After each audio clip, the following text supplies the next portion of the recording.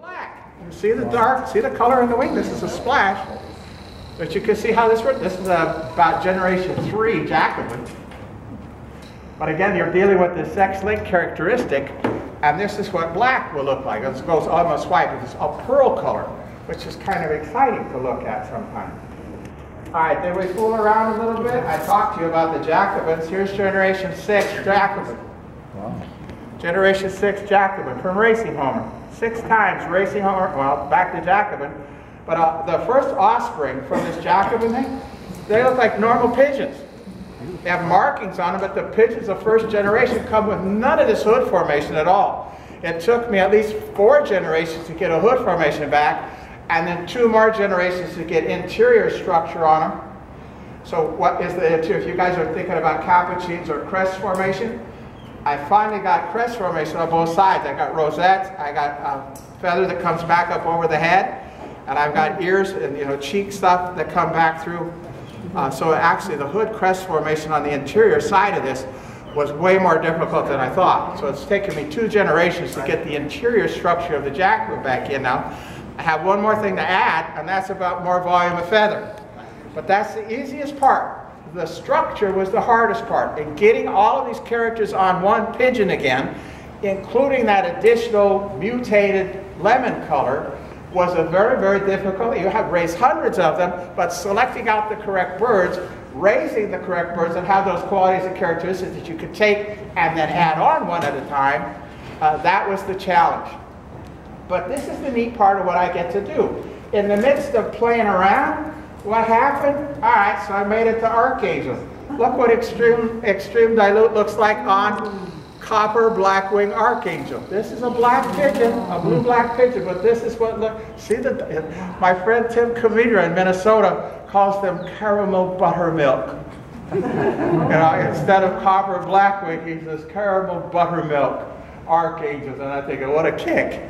But how do you describe the color of this bird? This is extreme dilute of black on the wings, but this is extreme dilute of copper on the rest of it. Archangels have to have 2 colors on them. But look at what this does. There's an extreme line across the edge here. That bird is a decent Archangel. And if you can see under the tail, there's a wedge. There's a wedge on this bird on the bottom of the tail here, which is distinct and a different color than the rest of the tail.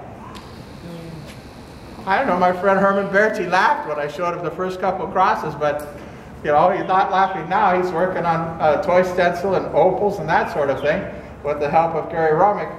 But I mean, just look at this bird, and it has a beautiful sense to it. It's got Archangel quality, it's got the crest, it's got the head, it's got the neck, it's got Archangel character, and extreme dilute, which came from a racing homer that was discovered in South Africa about a dozen years ago. Are we having the first 2 crosses for this particular bird? This is a frillback at generation 3. Generation 3 for lemon and bar. But we have frillback. My dream was, or my fantasy was, and it's actually working, was to create blue checker lemon frillbacks. Now here's the kick. Describe this in your head. Think about a blue checker, a T-pattern blue checker. The base of the feather is dark, and the tip of the feather is gray, light gray. So if you have a blue check, the base of the feather down toward the bottom of it is blue, dark blue checker black. And as you go further out toward the tip is lighter and has the blue-gray color based on the T-pattern checker. You'll see that on the bars here. Well, my imagination running wild, and it turns out it works, is that the dark pattern on the windshield of the frillback with a checker pattern and extreme dilute has dark base color, but the frills are lighter. So you have 2 colors on the windshield of the frillback, the dark base color with the checker pattern with the light blue tips, and the curl is in white, and the base color is in gold. And that's my imagination at work here. Give me 2 more years, and I hope to show you one. You can look at it, maybe if we have a display at the Pageant of Pigeon. But this frillback characteristic, this is only 3 generations back into pure frillback from that racing homer cross that was lemon or extreme dilute. And this is the bar pattern. But here's what I do when I'm, let's say, not occupied with something else. This is what I do and what I play with in my backyard. I have something in here. He already has one. I have two now. You have two? I don't get a third one for our now. Anyway, Lays, this is blue. It's extreme dilute. It's actually a kite. It's half archangel and half Jacobin. Go figure. But it's got enough stuff there and have fun. Thank you. I will.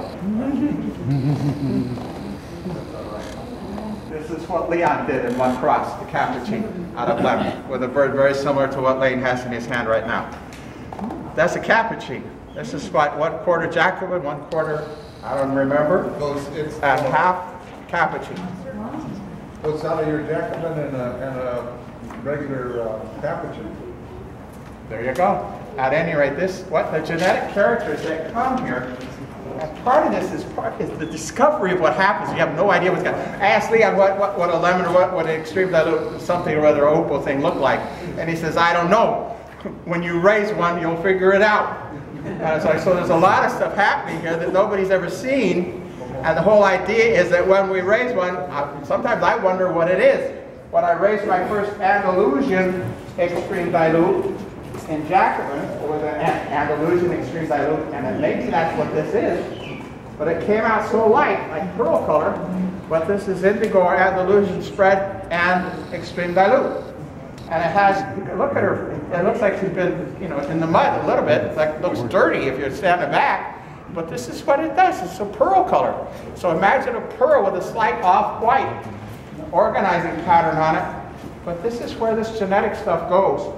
And lots of time, it's the discovery that happens. And when something of decent quality comes along with it, and you focus on the genetics of it, and that whole selective breeding thing. Thanks to Charles Darwin and his many, many experiments, but his drawings and his level of understanding about how genetics work, how the selective breeding idea works, and how the idea that mutation could occur that will change things from one form into another. And so the work that goes on in my backyard now is, I believe I could take anything and make anything. If I can imagine it in my head, I could do it. And that has to do with the thanks from the others around me who have given me the thought that it can be done. And Leon in particular, with all of his great genetic background and all of his counsel and friendship for years and years, has allowed me to think that I can do much of this.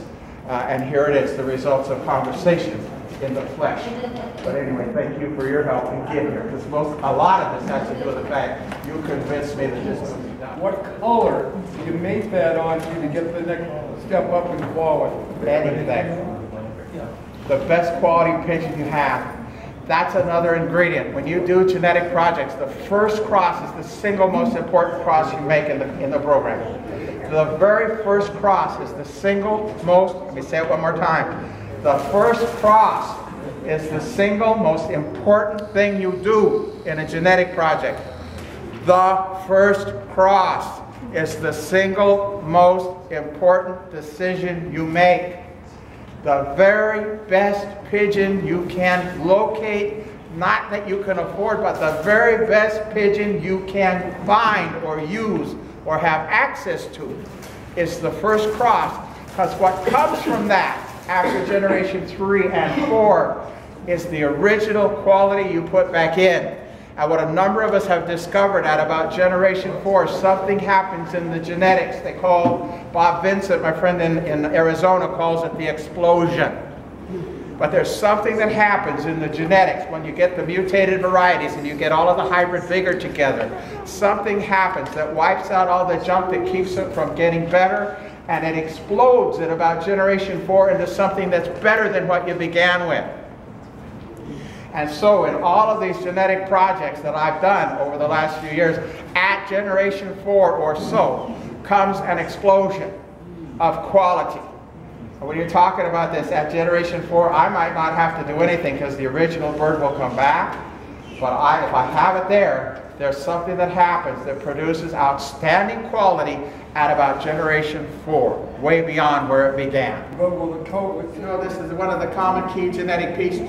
If you put an intense cockbird, for instance, it is pure for intense, on a dilute hen, every one of the babies is going to be intense, but the cockbirds will be split to dilute. if you know these things, you can work through this level of 4 things that happen with the intensity of color. Intense, pale, dilute, and extreme dilute. You can track those, and through sex-linked matings, you can produce males carrying, if you know what's going in. So I have sex-linked matings all over the place. With the archangels, it was so easy because archangels have pale. So I put an intense cockbird on a lemon hen, and I make this sons with our intense cockbirds carrying extreme dilute, and I put them on a pale, a gold rather than a copper. And all of the hens are either lemon or gold, and the sons that come out gold have to be carrying extreme dilute. And then the intense males, they're not carrying any of that, we could just discard them. So you look for the pale sons and the lemon daughters. But now this pale son on a dilute hen, guess what happens? Dilute males come carrying lemon and lemon daughters. So you don't have to test. I could go 3 generations, and all I have to do is know what the sex linkages are. And I can follow it through, and I can get 4 generations of stuff in my head, and I don't have to do anything except raise the babies out of it. Can I make a comment? How cool is that, Bill? Yeah, well, Yeah. you've got all these things going. How do you keep track of it? Who got what and who what's in?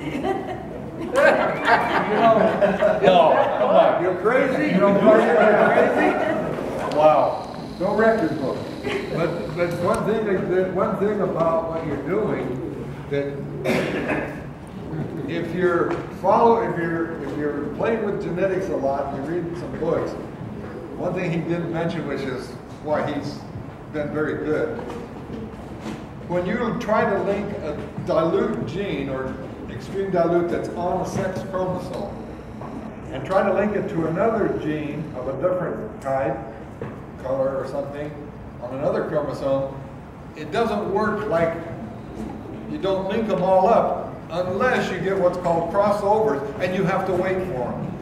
If the genes are far enough apart, they cross over fairly fast. But it'd be like trying to take a cream bird and mating it with a brown to get khakis. Theoretically, you can't do it because one's on one chromosome, one's on the other. The chromosomes go and they split, but they don't actually just go and split. They crisscross and break apart, so that then you link one of the recessives on the chromosome with another recessive on the chromosome, which would be dilute on, like, say, the Ash series and all that. But it happens, and people then pick those. It comes out later from the cocks into the hens. Yes. And that's what he's doing with some of these things, that you can't just make them. You have to have patience and wait for these things to happen, and then raise them out of the bird that you don't know what happened in yet. It takes a lot of guts and a lot of feed. A lot of feed. It's nice being in the company of a world expert, isn't it? But the idea is, that Pigeon has a comprehensive understanding of how this all works. But it can be done. It can be done. But Patience, my friend. Patience. That's the part. You have some questions about any of this? Patience. I've shown you what, this is just a part. This is a beginning. This is just a start. I have probably 20 or 30 genetic projects going on in my house all the time. This is just one of them. And so, what I'm doing all the time is creating stuff that never existed before, and that's the fun part. I'm just trying to raise good pigeons with the one I have. And that's a good pursuit, and it's very difficult as well. It's not easy to raise championship quality anything. If you start out with championship quality, you can't always do it.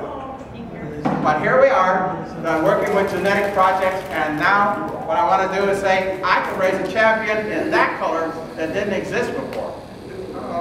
All right. What was it? Dizzy Dean said if you could do it, it ain't bragging?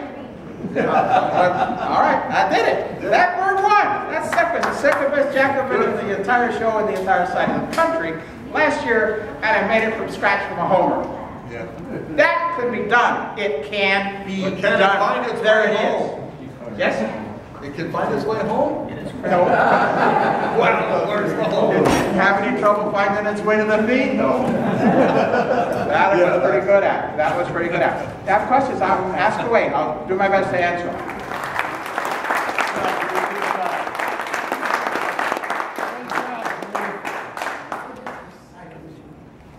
Hey, Bill.